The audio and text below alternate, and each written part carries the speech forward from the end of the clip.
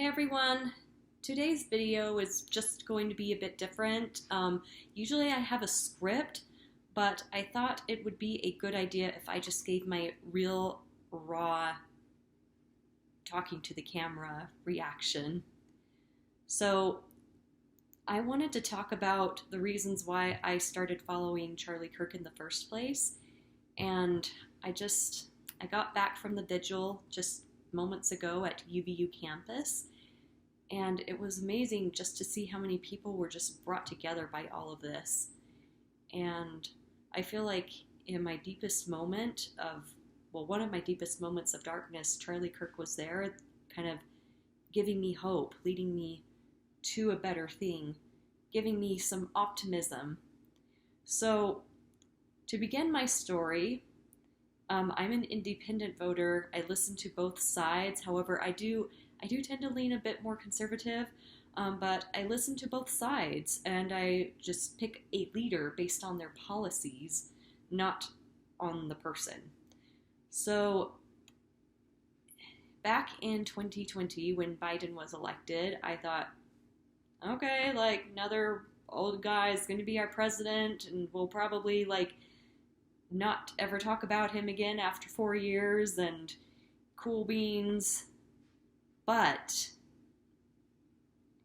I began to realize very early on in the Biden presidency how messed up the country was going.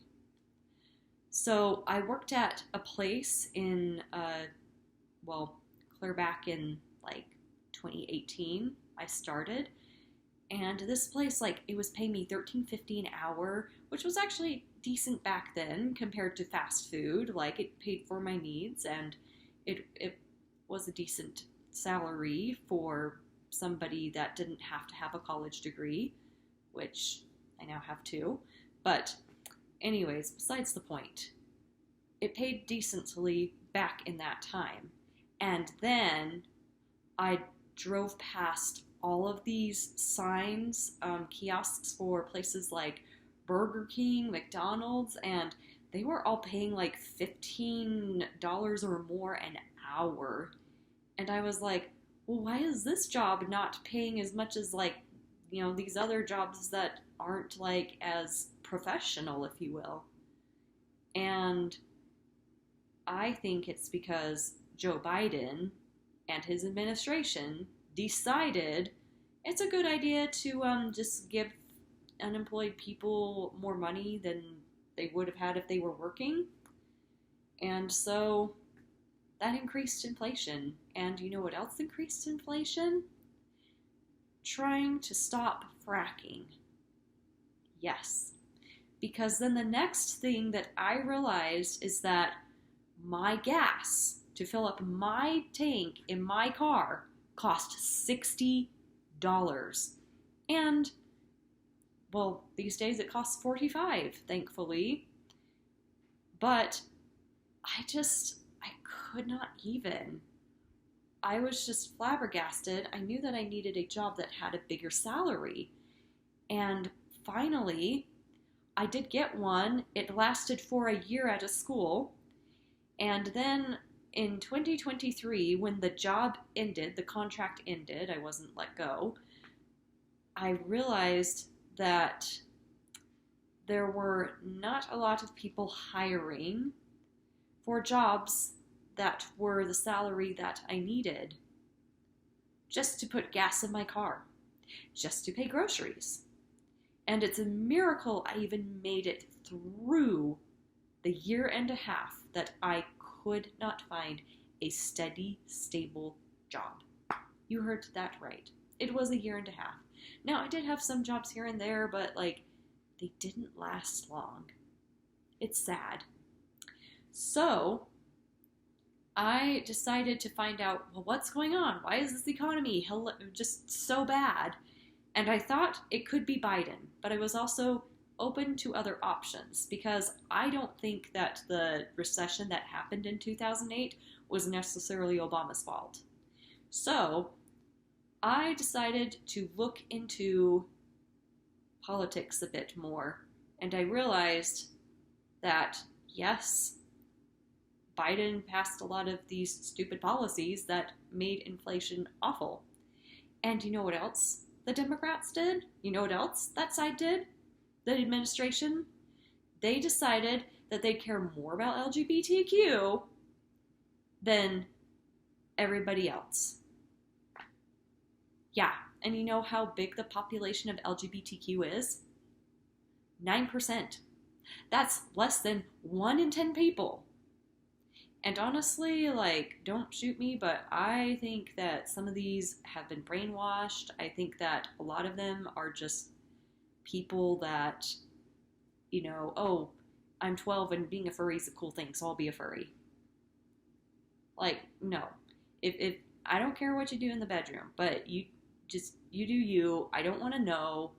And you don't have to come to work in a costume, and you don't have to be a man going into the woman's bathroom, which, by the way, that also happened to me too under the Biden administration. A man came into the bathroom that I was going to go into. Yeah, I don't want a man seeing me pull down my pants to pee. Thank you. And then, on top of that, I also noticed that they were very much into DEI, DEI, DEI. Oh, isn't it great that we are diverse and we're not racist? And I was like, you are. Like, you're hiring tons of people that are saying that they're LGBTQ and who have a different skin color. And people who are white and heterosexual like me are being left out. And guess what? We probably have worked just as hard as those people did, if not harder. You should always pick the best person for the job, whether it's because they're gay. You can't pick somebody just because they're gay. That's what I was saying. But you can pick somebody that is gay that is going to be the best person for the job. You can pick somebody that's black that's going to be the best person for the job. I don't care. But don't pick based on like sexuality or color of skin. That's what was going on. Okay? So then, after so long, I started thinking, you know, I really need to just pray Trump gets back in office because this is horrible. And also, by the way, I'm a speech language technician, which I do speech therapy, but I do not think that Biden had a stuttering problem. I don't believe it at all. Because the kids that I work with that have a stuttering problem, they remember their train of thought. Biden couldn't remember his train of thought. So, I'll do another video diving more into that in the future, but for now, on topic. I was praying that Trump would come back into office, and I don't like Trump as a person. He's rude, he's arrogant, but he has better policies than Biden did. And then Kamala came on the scene when Biden decided, I don't want to run for president anymore. Well, I decided, okay, I can listen to her. I can see if she has anything else that's different. And she didn't. In fact, the moment I stopped listening to a word she said is when she went on air and the interviewer asked her, is there anything about the Biden administration the last 4 years that you would have done differently? And her literal response was, there's not a thing that comes to mind. And I'm like, you're out of touch with reality, lady. Like, you are so far gone. I don't even know why we're going to pick you to be the voice of the people, because you don't even know what the people are doing and how they're suffering. So I stopped listening to her after that. And then I wondered if there was anybody else who felt the same way as me. Because I was scared. I thought if Kamala won, I would have to leave the country just to have a job. Yes, just to even work. I would have to leave the country because there wasn't opportunities here.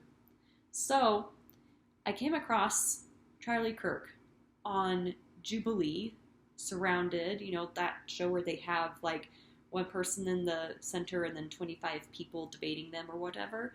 Well, I saw that and I loved what he said, and I'm like, yeah, you tell it to them. You pound common sense into them. Because a lot of people that were on these shows, They couldn't even tell what a woman was. Hello, basic biology here. And also, like, I mean, if you are a dude that wants to transfer your gender, like, you can, but every bit of your DNA is going to be XY chromosomes. Just saying. But hey, you can go get the surgeries done. You can do whatever you want.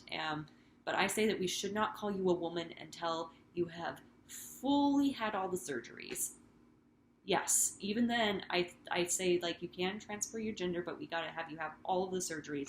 You can't just randomly one day say, I'm a woman, and do whatever you want.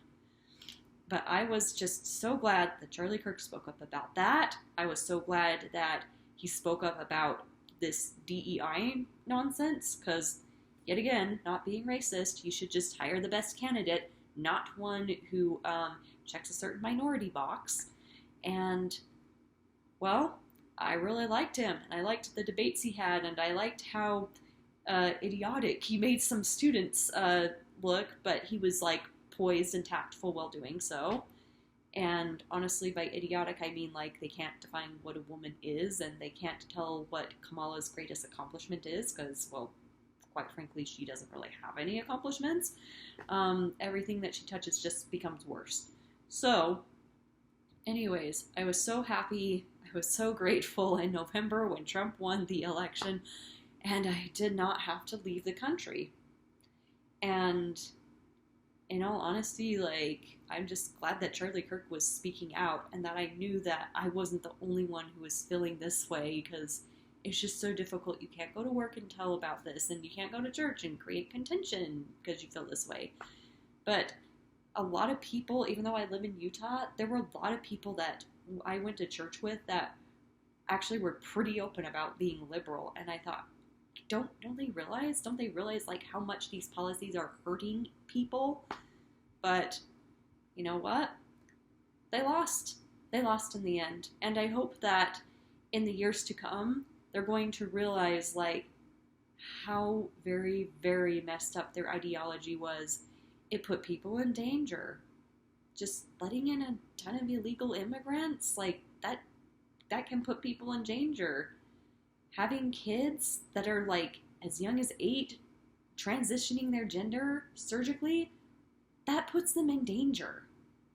I hope they realize stuff like this in the future. God bless America. And hashtag I am Charlie Kirk.